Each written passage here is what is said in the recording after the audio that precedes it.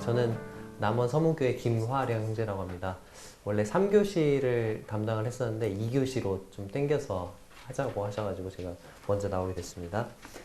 이번 시간에 제가 다룰 주제는 식물의 설계적 증거인데요. 여러분들 교재 15페이지인가요? 네, 15페이지에 나와 있습니다. 자, 여러분들 혹시 나무하고 꽃들이 왜 예쁘게 보이는가 생각해 본 적 있으세요? 그 봄에 보면은 벚꽃 피죠? 예뻐요, 안 예뻐요? 예쁘죠. 꽃들도 예쁘죠. 가을에는 단풍이 들고 예쁘죠. 그런 것들 보면서 아, 원래 그냥 예쁘게 원래부터 그런가 보다 그냥 그렇게 생각하면 안 되죠. 거기서 이제 좀 더 생각해서 왜 예쁘게 보일까를 생각해 보는 사람이 지성인이죠. 그렇죠? 우리는 지성인이죠. 자, 혹시 어릴 때 유치원이나 뭐 초등학교 때 이런 거 해본 적 있어요?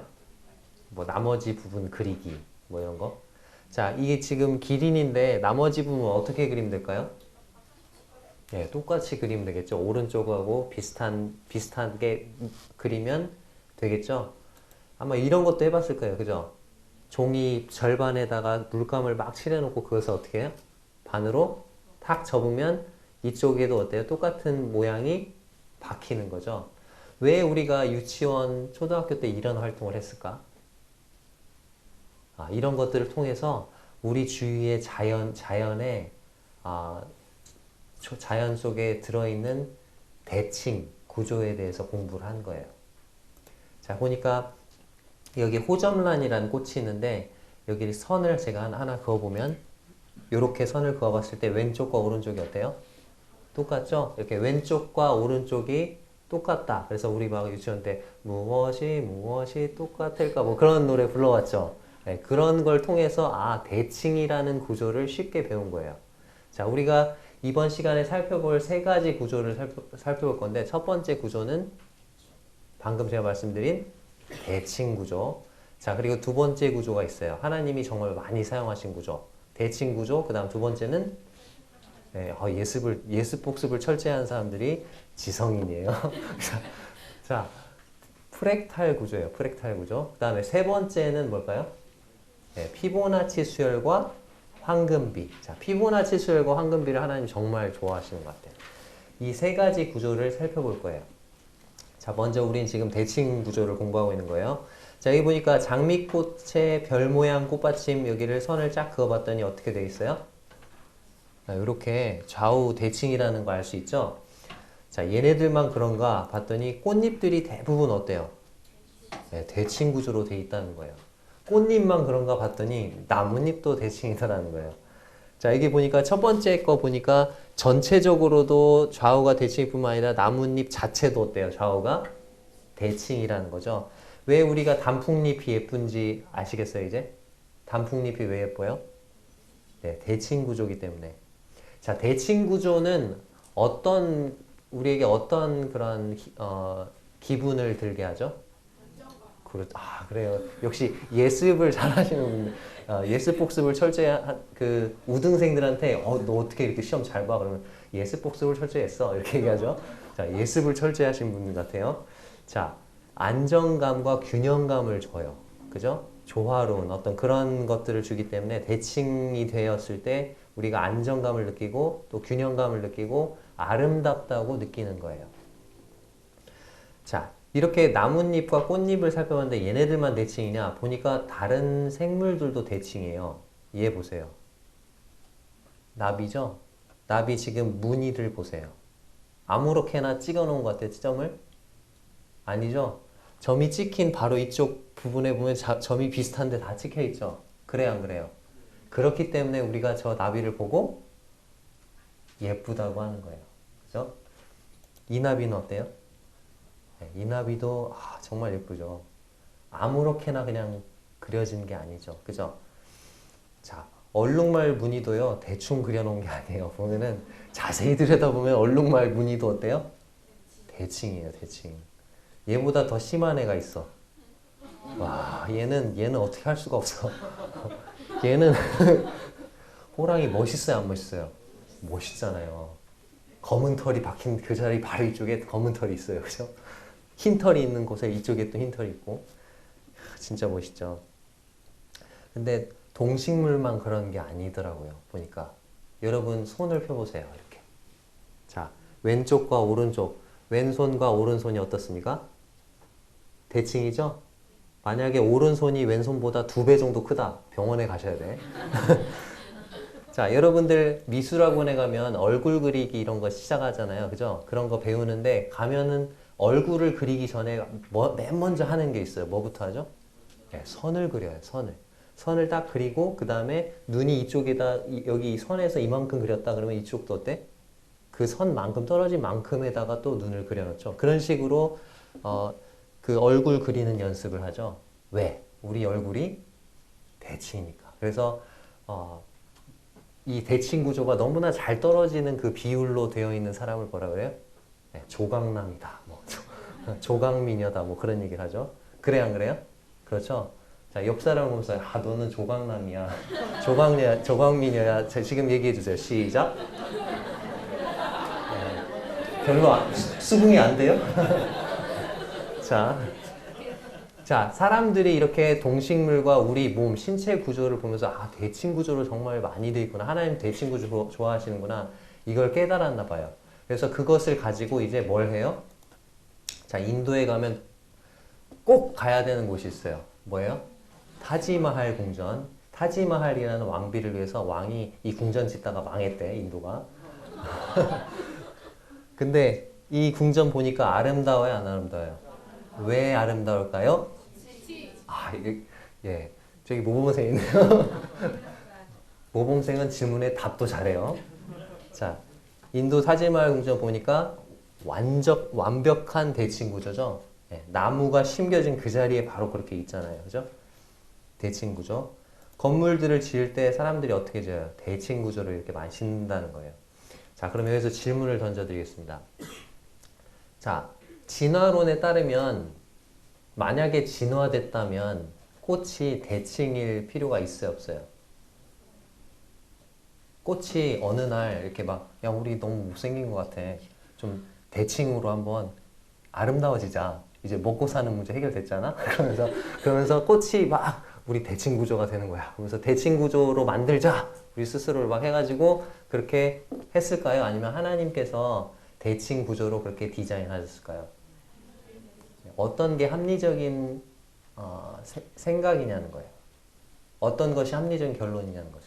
그것을 한번 여러분이 스스로 질문을 던져봤으면 좋겠어요. 자, 이제 두 번째 구조로 갑니다. 두 번째 구조가 뭐예요? 예. 예습을 철저하신. 자, 프랙탈 구조인데, 이 프랙탈이란 말 여러분을 어디서 들어봤냐면, 겨울왕국 가사 속에서 레리꼬 있죠? 네, 저희 집에 꼬맹이들이 레리꼬 너무 좋아해요. 레리꼬는 막 갑자기 어디서 그 보자기를 막 여기다 목에다 하고 이렇게 하면서 돌아다녀요.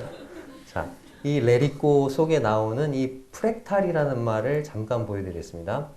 자, 여기 보니까 뭐라고 되어 있습니까? Frozen fractals라고 되어 있죠? 얼려있는 프랙탈. 얼어붙은 프랙탈이라는 말이 나오는데 이 프랙탈이 도대체 뭐냐? 자, 프랙탈이 뭔지 설명을 해드릴게요. 자, 프랙탈은 뭐냐면 자, 이 지금 나무를 보세요. 여기 보니까 나뭇잎이 보이죠? 이 나뭇잎 전체의 구조하고 나뭇잎 전체의 구조를 보세요. 그 구조하고 제가 동그라미 친 이 구조하고 어때요? 똑같죠? 근데 저 동그라미 쳐져 있는 저 구조 안에 또 뭐가 있어요? 동그라미 쳐주니까 쏙쏙 들어오죠? 자, 그러니까 어때요 지금? 부분이 무엇과 같아요? 전체와 같아요. 부분이 그래서 이것을 자기 닮음의 성질이라고 해요. 자기 유사성이라고도 하고 저는 쉽게 풀어놨어요. 부분이 전체와 같다는 거죠.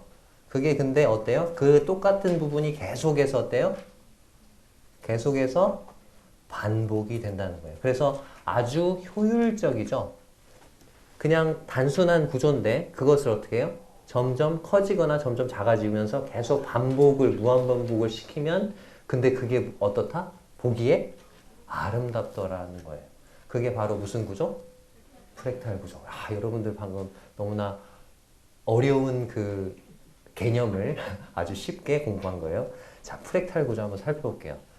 얘만 있나? 프랙탈 구조가 우리 눈을 크게 뜨고 주의를 돌리면 프랙탈 구조가 엄청 많다는 거예요. 자, 이 눈 결정체, 현미경으로 바라본 눈 결정체인데, 자, 보면은 눈 결정체에 보면 가지나무 모양 같이 생긴 거 보여요? 그런 구조가 옆으로 계속 있죠? 그죠? 그리고 저 안에 지금 이렇게 막 생기다 마른 그 가지 그 부분도 좀 더 올려보면 거기가 뭐가 될까요? 가지 구조가 나오겠죠? 네, 프랙탈 구조로 되어 있어요. 그래서 눈 결정체가 어떻다? 아름다운 거예요. 뿐만 아니라 그 안에 또 뭐도 있어요? 대칭 구조도 있죠. 네. 자, 프랙탈 구조의 나무예요. 보여요? 네, 전체 나무의 큰 그 느낌하고 부분이 어때요? 계속 얘도 반복되고 있죠? 네. 프랙탈 구조의 나무입니다. 여러분들 고사리 좋아하세요? 우리 비빔밥에 들어가는 그 갈색 그 있잖아요, 나물. 그게 원래 이렇게 생긴 거예요. 저걸 데치면 그 색깔로 변하는 거예요. 근데 여기 보니까 고사리에 지금 동그랗게 말려 있는 부분 보여요? 동그랗게 말려 있는 구조가 저 안쪽에 보니까 조그만한 거 어때요? 쟤하고 이 큰 거하고 닮았어요, 안 닮았어요? 닮았죠. 근데 그 조그만한 거 안쪽으로 또 어떻게 돼 있어요? 말려 있죠. 그 속에도 또 어떻게 됐을까요? 말려 있겠죠. 이게 무슨 구조다? 네, 프랙탈 구조라는 거예요. 자, 공작새의 깃털인데요. 깃털 그 밑부분에 보면 막 부채꼴 모양 보여요? 네. 요렇게 크게 보면 이렇게 돼 있는데 예쁘죠? 프랙탈 구조예요. 자, 여러분들 브로콜리 좋아하세요? 별로 안 좋아하죠? 막 이렇게 흔드네. 자, 많이 드세요. 여러분에게 건강에 좋다고 합니다. 물론 뭐 저도 그렇게 좋아하진 않지만 아무튼 건강을 위해서 먹으려고 노력을 해요. 자, 여기 보니까 할머니 파마 머리처럼 생긴 저 구조, 전체적인 구조. 근데 거기에서 한 줄기를 떼어냈다. 그러면 그것도 어때요? 할머니의 파마 머리 모양이라는 거죠. 거기에서 또 일부를 떼어냈다? 또 그 모양이죠. 그래서 이것도 어때요? 프랙탈 구조라는 거예요. 요거는 또 서양의 또 다른 프랙탈 구조의 브로콜리인데 이게 더 이쁘죠? 네, 이거 못 먹겠죠? 근데 먹는 거래요. 요렇게 못 먹겠어. 이상해. 자, 양배추를 썰어봤더니 양배추 속에 막 프랙탈 구조가 있더라는 거예요. 이렇게 막. 가지고 이거를 이렇게 딱 하면 이런 모양이 있더라. 삼각형이 계속해서 반복이 되고 있는 프랙탈 구조라고 합니다. 나뭇가지가 예쁜 이유, 나뭇가지의 그 프랙탈, 이 나뭇가지 모양이 계속해서 어때요? 뻗어나가고 있기 때문에 아름답다는 거예요. 나뭇잎의 그런 무늬도 그렇죠. 계속 반복이 되고 있죠. 우리가 좋아하는 심지어 문어 다리도 조그만한 그 빨판들이 계속해서 커지면서 계속해서 어때요? 반복이 되고 있죠. 아주 단순한 구조인데 그걸 그냥 계속 복사하면서 커지는 거죠. 그러면서 어떤 아름다운가? 좀 징그러운. 네. 우리의 허파도 프랙탈 구조랍니다. 이렇게 나뭇가지가 무한 반복되어 있는 그런 느낌으로. 알로에도 프랙탈 구조로 되어 있고요. 번개도 이렇게 팍 번개 치면은 막 프랙탈 구조로 이렇게 쭉 뻗어나가는 거예요. 그리고 이거는 조개 이름이 무슨 조개예요? 앵무조개, 앵무새를 닮았다 해서 앵무조개라고 하는데 이 앵무조개도 프랙탈 구조로 되어 있어요. 언뜻 보면은 뭐가 프랙탈 구조인지 모르겠죠. 근데 이거를 세로로 착 자르잖아요. 자르면 이런 색으로 이렇게 돼 있어요. 네. 이걸 보고 누가 만들었다고 하지 저절로 생겼다고 하겠어요. 저 비율이 일정하거든요. 비율이 일정하면서 이게 계속해서 반복이 되겠죠. 이제 프랙탈 구조가 있고 이때 조금 있다가 살펴볼 텐데 여기에는 또 피보나치 수열과 황금비도 숨어 있어요. 달팽이 껍질에도 프랙탈 구조가 들어있죠. 자, 프랙탈 구조가 저절로 생겨났을까요? 아니면 하나님이 이러한 구조로 아름답게 만드신 걸까요? 그거를 한번 생각해 보자는 거예요. 식물들이 우리가 너무 좀 어글리한 것 같아. 너무 좀 추한 것 같아. 우리 프랙탈 구조도 대칭 구조 좀 너무 단순하잖아. 이제 프랙탈 구조도 한번 해보자. 그렇게 해가지고 회의를 해서 프랙탈 구조를 막 만들어냈을까요? 아닐 거라는 거죠. 하나님께서 그렇게 만드셨을 거라는 거죠. 자, 이번에 이제 황금비하고 피보나치 수열 갈 텐데, 황금비는 사람들이 만들어낸 비율이 아니라 자연 속에 이미 존재하고 있었던 비율이다. 그걸수로 그냥 끝났어요. 근데 우린 거기서 한 단계 더 생각해 보는 거죠. 자연 속에 이미 존재하고 있었던 그 황금비 누가 만들었을까라는 거죠. 자연에 있는 동식물들이 여기 식물들이나 동물들이 막 야, 황금비라는 것이 정말 예쁠 것 같아. 그래서 스스로 고안해낸 것이 아니라는 거예요. 네. 뛰어난 위대한 수학자이신 하나님께서 피보나치 수열과 황금비를 사용해서 자연 속에 이러한 것들을 이미 존재하게 하셨다는 겁니다. 자, 이제 황금비에 대해서 살펴볼 텐데, 황금비를 살펴보기 위해서 먼저 피보나치 수열을 살펴보고요. 피보나치 수열과 황금비는 아주 뗄래야 뗄 수 없는 관계, 밀접한 관계에 있어요. 그래서 먼저 피보나치 수열을 살펴볼 텐데, 간단한 산수를 해보겠습니다. 여러분의 산수 실력, 수학이 아니고 산수입니다. 자, 다음에 나오는 수를 맞춰보세요. 2, 5, 8, 11, 14. 그 다음 뭘까요? 야. 역시 산수를 잘하세요. 자, 17이 되겠죠? 왜? 이것은 몇씩 더해지는 수의 배열이죠? 네, 3씩이 커지는 수의 배열. 그래서 여러분들 중학교나 고등학교 가면 수열이라는 걸 배우죠. 수열. 수열이 수의 배열이라는 뜻이에요. 3씩 더해지는 수의 배열, 수열이에요. 자, 여기서 약간 업그레이드를 하겠습니다. 자, 3, 6, 12, 24. 그 다음 수는 뭘까요? 네, 이거는 수학의 경지죠. 수학의 경지. 자, 이것은 48이 되겠습니다. 왜요? 이건요? 네, 몇씩, 네, 2씩 곱해지는 수열이에요. 그죠? 자, 그러면 이제 여기서 조금 업그레이드, 더 업그레이드해서 조금 좀 어려운 거. 1, 2, 3, 5, 8, 그 다음 수는 13이라고 답한 분은 창조과학스쿨이 두 번째이거나 아니면 정말 타고난 수학자로서의 어떤 자질이 보이는 분들이에요. 자, 이것은 그 다음 수가 몇이에요? 네, 13이 됩니다. 왜? 자, 요거는 어떤 수의 배열이냐면 앞의 수와 그 다음 수를 더하면 1 더하기 2는 3이 되죠. 자, 3 더하기 5는 8, 5 더하기 8은 13, 8 더하기 13은 21. 이런 식으로 앞에 있는 그 두 수를 더한 수가 그 다음 수가 되는 수의 배열이에요. 자, 요 수의 배열을 누가 발견을 했냐? 이탈리아의 수학자인 피보나치라는 피곤해. 이 피고나치 아니고 피보나치라는 분이 발견했어요. 그래서 이것을 자기 이름을 따가지고 뭐라고 했어요? 피보나치 수열이라고 한 거예요. 자, 근데 이 피보나치 수열이 정말 자연 속에 많이 들어가 있다는 거예요. 자, 토끼가 번식을 할 때 피보나치 수열을 따른대요. 믿겨져요? 자, 토끼가 태어나면 여기 보니까 생후 한 달이 지난 암수 한 쌍의 토끼를 기른다. 이들은 처음에는 어리지만 2달이 지나면 번식을 할 수 있게 성숙해진다. 자, 몇 달이 지나야 번식할 수 있다고요? 2달이 지나야 돼. 그리고 이 한 쌍의 토끼는 두 번째 달부터 시작해서 매달 새로운 한 쌍을 낳을 수 있어요. 자, 그러니까 2달까지는 못 낳아요. 근데 세 달째부터는 어때요? 매달 새끼를 낳을 수 있다는 거예요. 자, 그러면 이거를 계산을 해볼게요. 자, 여기 토끼 한 쌍 있죠? 흰 토끼하고 약간 갈색 얼굴을 한 토끼. 자, 토끼 한 쌍 있었는데 1월 1일 번식할 수 있어요? 없어요? 없죠. 2월 1일 번식할 수 있어요? 없어요? 없어요. 한 달밖에 안 지났어요. 한 달밖에 안 지났어요. 한 쌍이죠. 자, 3월 1일 새끼 낳을 수 있어요? 없어요? 있어요. 자, 그럼 얘네들이 새끼를 낳았어요. 그러면 어떻게 돼요? 네, 두 쌍이 되는 거죠. 자, 방금 낳은 쟤네들은 새끼 낳을 수 있어요? 없어요? 없죠. 쟤네들 2달 더 있어야 돼요.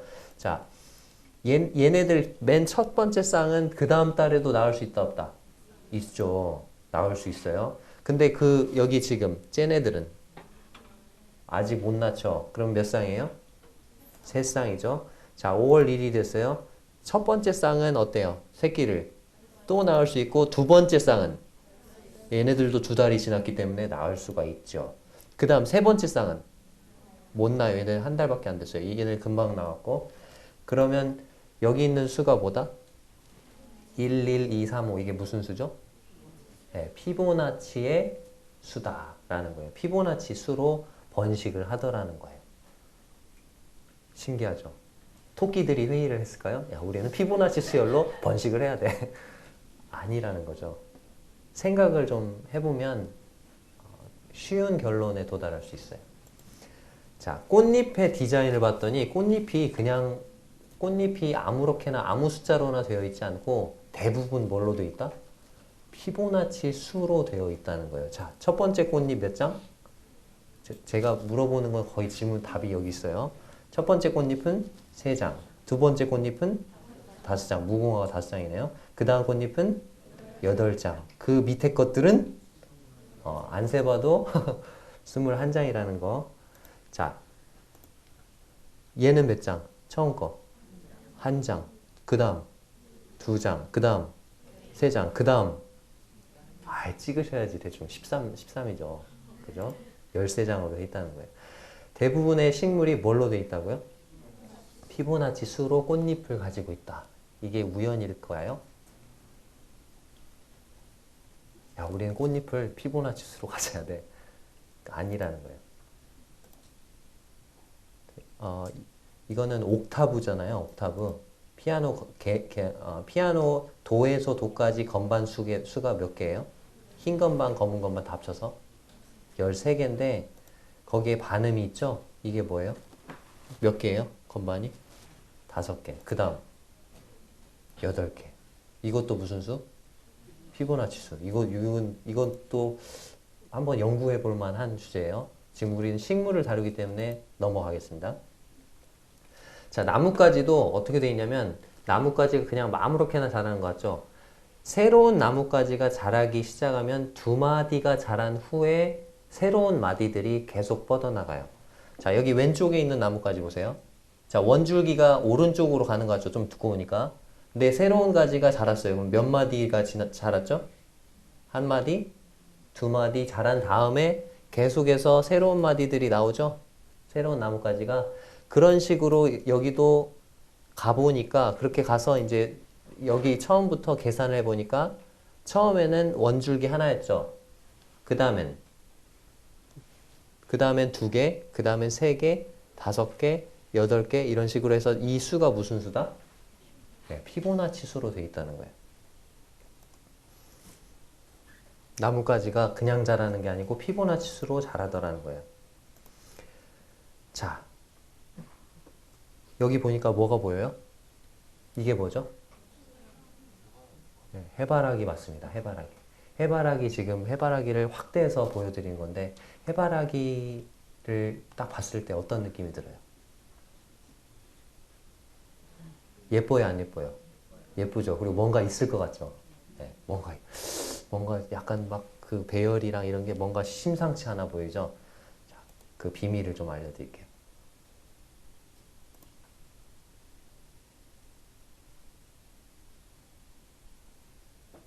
자, 안 보이네요.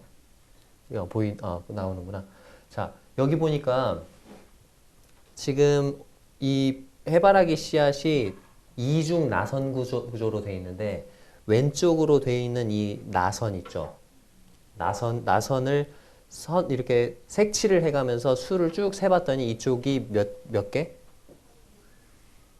몇 줄이 있어요? 이렇게 34줄이 있고요. 오른쪽으로 이렇게 굽이치는 나선은 몇 줄? 21줄. 근데 21과 34는 무슨 수다? 피보나치 수라는 거예요.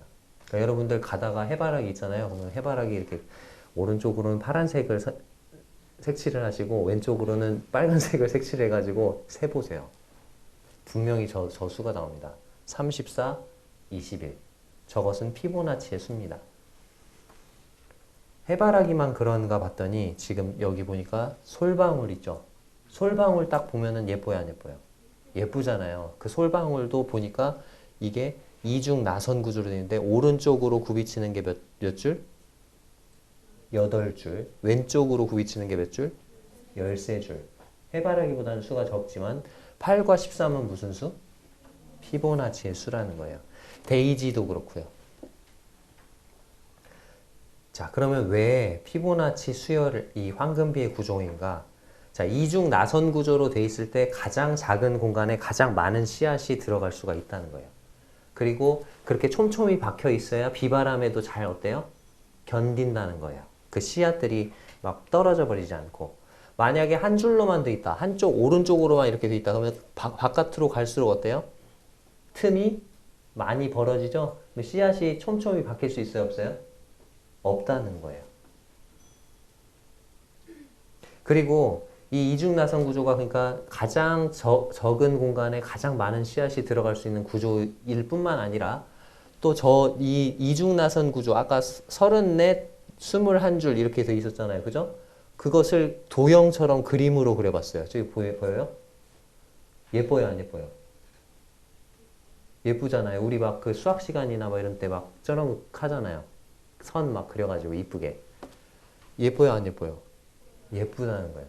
그러니까 아름답다는 거예요. 아름다운 구조. 가장 효율적인 씨앗을 많이 배치하기 위한 효율적인 구조일 뿐만 아니라 가장 아름다운 구조라는 거죠. 그래서 수학자인 포 아텔레라는 분이 프로그램은 진화가 아니라 지적 설계를 의미한다. 그러면서 이중나선 구조가 이 디자인에 아름답고 프로그램되어 있다. 그리고 식물들이 수학을 알았든지 몰랐든지 간에 식물들은 분명히 일정한 규칙을 따라 프로그램되어 있었다. 이렇게 얘기를 하고 있어요. 자, 식물들이 수학을 알았을까요?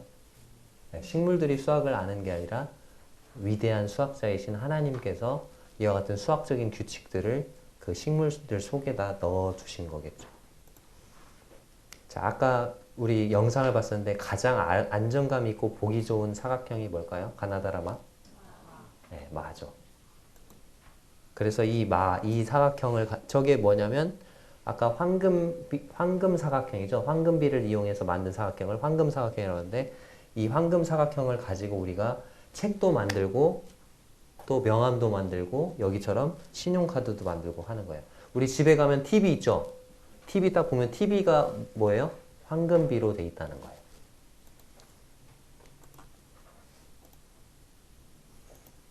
근데 이 황금비가 모든 자연에 나타나 있다는 거죠.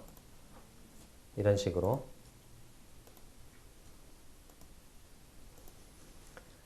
자, 아까 맨 처음에 제가 황금비와 관련된 동영상을 틀어드렸을 때 막 무슨 뭐 반가사유상 뭐 또 비너스상 여러 가지 뭐 모나리자 이런 게 나왔잖아요. 다 공통점이 있어요. 뭔지 아세요? 다 사람을 조각하거나 그린 거예요. 그러니까 뭐가 황금비로 되어 있다는 거예요. 결론은. 네, 우리의 몸이, 우리 사람이 그렇다는 거예요. 그래서 우리 상체와 하체가 1대 1.618로 되어 있다는 거예요. 그리고 여기 머리하고 여기 그 다음 부분이 1대 1.618. 그리고 무릎에서 다리, 발에서 무릎까지 그 다음에 그 나머지가 1대 1.618로 되어 있다는 거예요. 황금비로 되어 있기 때문에 아름다운 거예요. 우리 지금 손 있죠? 이 손바닥 끝, 여기서부터 여기까지가 몇 대 몇일까요? 1대 1.618. 자, 손가락이 여기 끝마디가 몇 cm? 2cm 나와 있죠, 여기? 그 다음 마디가 몇 cm? 3cm. 그 다음 마디가 몇 cm? 5cm. 자, 이 수는 무슨 수? 피보나치의 수. 근데 이 피보나치 수가 작을 때는 이게 2하고 3이니까 나누면은 2대 3은 1대 1.5죠. 그래, 안 그래요? 근데 여기 숫자가 조금씩 커지잖아요, 점점. 3대 5는 어떻게 될까요? 1.6 몇몇이 돼요. 그 다음에 5대 8은 어떻게 됐겠어요? 5대 8. 그 다음에 8대 13. 이런 식으로 숫자가 커지면 커질수록 무슨 수가 될까요? 황금비가 돼요. 1대 1.618에 가까워지게 돼 있어요. 피보나치 수는 앞수 대 뒷수가 점점 뭐에 가까워진다고요? 1대 1.618. 그래서 피보나치 수와 황금비는 뗄래야 뗄 수 없는 비율이라고 말씀을 드렸어요. 그래서 단테라는 분이 황금비는 신이 만든 예술품이다. 그렇게 얘기를 했다고 그래요. 자, 그 다음 또 아주 신기한 거 알려드릴게요. 자, 여러분들 초등학생이나 유치원생한테 나무를 그려라 또는 뭐 어떤 꽃을 그려라 그러면 어떻게 그릴까요? 꽃을 그려놓고 어떻게 하냐면 보통은 저도 어렸을 때 그랬던 것 같아. 꽃을 그려요. 그리고 나뭇잎을 어떻게 해요? 좌우로 똑같은 자리다 이렇게 그려요. 그죠? 그리고 또 더 그려봐. 그러면 그 위에다 또 나뭇잎을 또 이렇게 그릴 거예요. 자, 그렇게 나뭇잎이 만약에 옆으로 이렇게 똑같은 자리에 이렇게 나오게 되면 어떻게 될까요? 네, 아래에 있는 나뭇잎은 비를 맞을 수 있어요, 없어요? 없어요. 햇빛을 받을 수 있어요, 없어요? 잘 못 받겠죠? 근데 실제로 관찰을 해보면 어떻다? 어떻게 나온다? 나뭇잎은 그렇게 안 나와요. 나뭇잎은 이렇게 새싹이 쫙 자라잖아요. 그럼 하나가 쫙 나오잖아요. 그러면 이쪽에서 딱 나온 다음에 바로 그 위에 이렇게 나오는 게 아니고 두 번째 잎은 어떻게 될까요? 일정한 각도가 지난 이 각에서 두 번째 잎이 나오는 거예요. 저기 그림 보이죠? 왼쪽에 있는 위에 있는 그림. 1번 잎이 딱 나왔으면 2번 잎은 일정한 각도, 이제 그것을 이제 황금각이라고 하는데 황금각 이후에 여기에 2번이 나와요. 그 다음에 황금각이 지나고 이쪽에 3번이 나와요. 그 다음에 4번도 이렇게 그런 식으로 일정한 황금각 그런 식으로 이렇게 나뭇잎이 배치가 되기 때문에 나뭇잎들이 골고루 뭘 받을 수 있어요? 햇빛을 받을 수 있고 비를 맞을 수가 있다는 거예요. 근데 이게 보니까 자, 여기 지금 맨 위에 거는 지금 나뭇잎이 지금 5개가 나오는데 몇 바퀴 돌았어요? 1, 2, 3, 4, 5 이렇게 딱 나뭇잎이 다섯 잎파리가 1번 잎을 놔두고 6번 잎까지 그러니까 총 1번 잎부터니까 5개가 나오는데 총 몇 번 돌았어요? 2번 돌았죠. 2번 도는 동안 나뭇잎이 5개 돌았죠.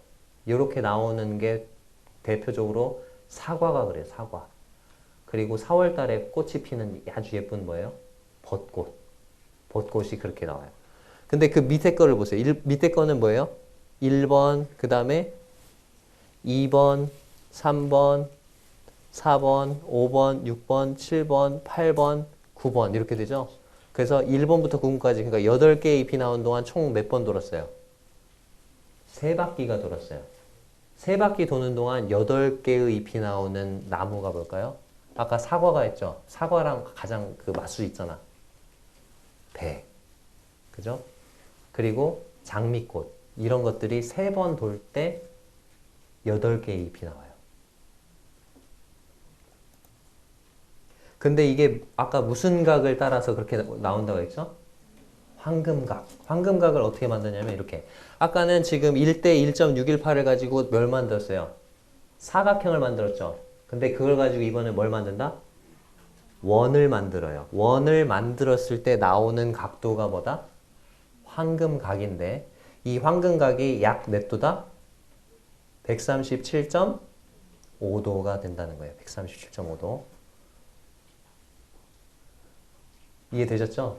그러니까 137.5도가 첫 잎이 딱 나온 다음에 그 다음 137.5도 딱 여기서 두 번째 잎이 나오고 그 다음에 세 번째 잎이 나오고 그런 식으로 137.5도마다 그렇게 된다는. 자, 근데 아주 신기한 건 뭐냐면 우리 맨 처음에 봤던 요거 있잖아요. 요거. 이게 뭐죠? 해바라기 씨앗이 아무렇게나 그냥 쫙 생기는 게 아니고 해바라기 씨앗도 137.5도마다 생겨요. 자, 맨 처음에 1번 씨앗 빨간색으로 표시되어 있죠? 1번 씨앗이 딱 생긴 다음에 2번 씨앗 초록색 씨앗이 몇 도 다음에 생겨요? 137.5도 다음에 생겨요. 그 다음에 137.5도 다음에 3번 씨앗, 그 다음 137.5도 다음에 4번 씨앗. 그런 식으로 계속 배치를 하면서 지금 점을 찍은 거예요. 지금 여기는. 이렇게 점을 찍고 그 다음 137.5도 다음에 찍고 이렇게 찍어 보다 보니까 점점 많아지면 맨 마지막에 간 그림이 뭐예요? 저게 뭘 닮았어요 지금? 네, 해바라기라는 거예요. 그걸 이따 동영상으로 볼 거예요. 자, 피보나치 수열과 이제 황금 나선을 살펴볼 텐데, 자, 여기 보니까 맨 처음에 시작점이 저기예요. 1번, 1번. 보여요? 1, 1, 2, 3, 5, 8, 13, 21 이게 무슨 수? 피보나치 수를 가지고 사각형을 여기다 이어붙이고 이렇게 이어붙여가지고 이렇게 된 거죠. 저걸 따라서 이렇게 선을 그려요. 나선을, 곡선을. 요렇게 그리는 거예요. 그러면 이게 뭐다? 황금 나선이 돼요. 황금 나선. 이것도 살펴볼 텐데. 자, 황금 나선이 그래서 이렇게 된다는 거예요. 황금 나선. 근데 이 황금 나선이 자연 속에 되게 많다는 거예요. 달팽이 껍질에도 황금 나선이 들어있고, 심지어는 허리케인에도 황금 나선이 들어있고, 우리 은하계 보면은 타원 은하도 있고, 뭐 무슨 은하도 있어요? 나선형 은하가 있어요. 나선 은하. 이 나선 은하 속에도 황금 나선이 들어있고, 우리가 거의 매일 먹는 달걀, 이 계란에도 황금 나선이 들어가 있다는 거예요. 그리고 아까 살펴봤던 앵무조개 있죠? 네, 앵무조개에도 황금 나선이 있다는 거예요. 왜 우리 귀가 예쁜지 알아요? 이 귀 속에도 네, 황금 나선이 들어있어요. 해마의 꼬리에도 들어있고. 그래서 이 황금비를 연구한 박사님이 계셔요. 마리오 리비오라는 분.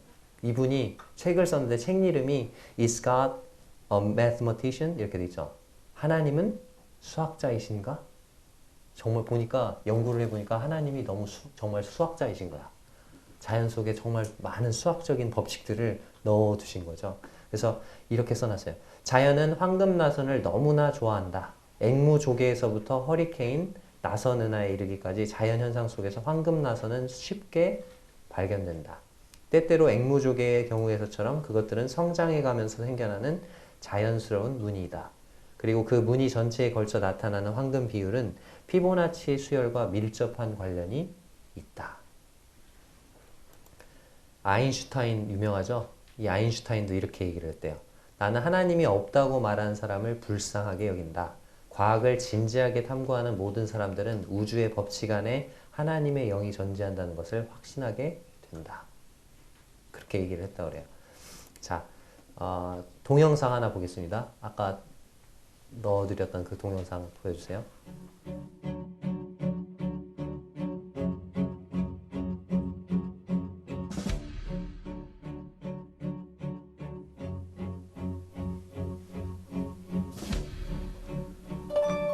자, 공부한 거 복습합니다. 자, 이게 무슨 수죠? 네? 피보나치의 수죠.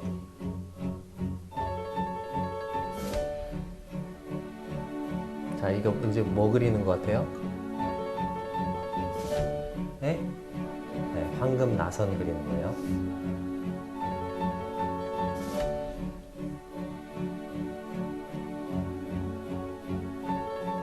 자, 이렇게 황금 나선을 그린 다음에 하나님이 뭘 만들고 계시는 것 같아요? 보세요. 황금 나선의 비율과 크기대로 뭔가를 만들고 계세요. 뭐죠? 네, 앵무조개를 만들고 계시는 거죠.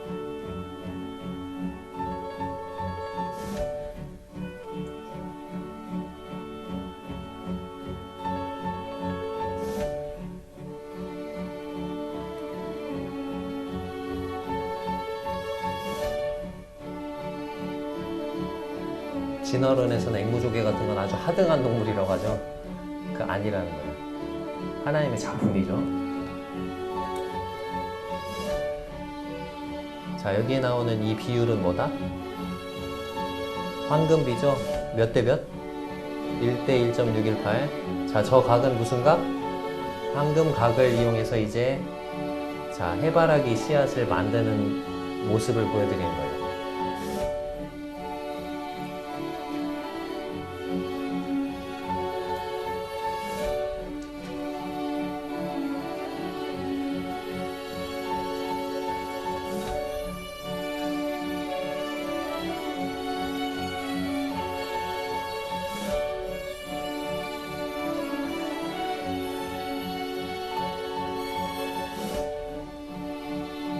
네, 여기서 정지해 주세요.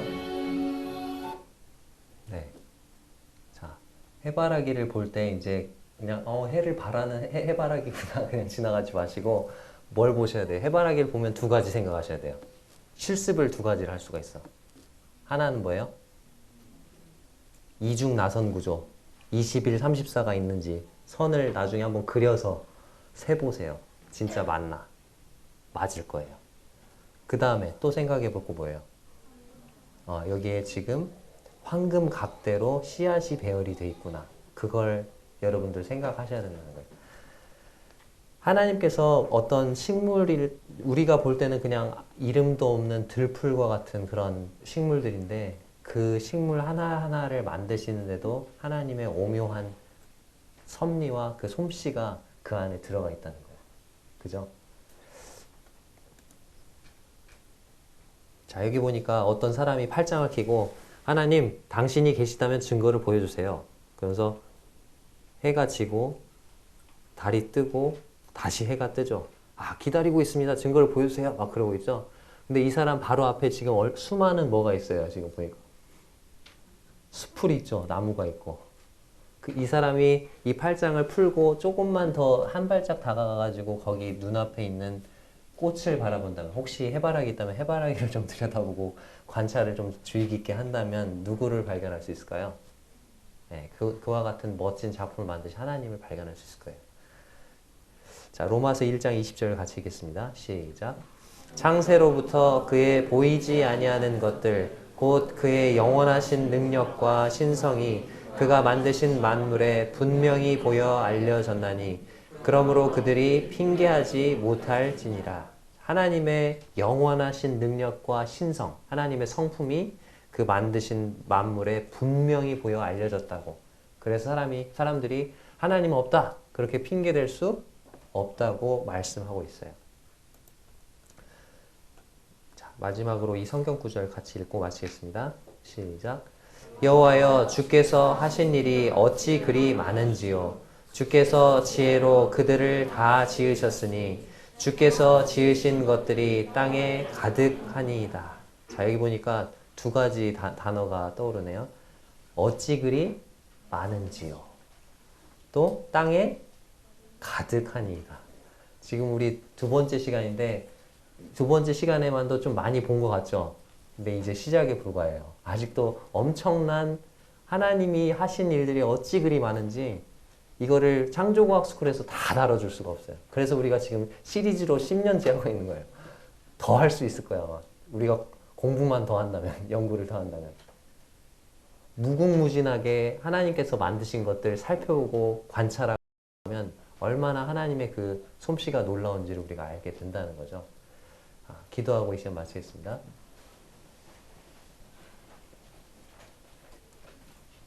아버지 하나님 감사합니다. 창조주이신 하나님을 저희가 더욱더 잘 알 수 있는 이와 같은 귀한 시간을 허락해 주셔서 감사를 드립니다.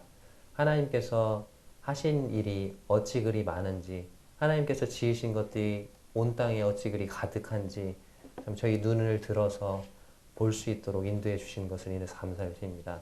이제 참석한 우리 사랑하는 학생들이 참 살아계신 창조주 하나님을 참 바르게 알고 믿을 수 있도록 또 그 하나님을 경외하고 또 순종하고 섬기는 삶을 살 수 있도록 도우시기를 간구를 드립니다.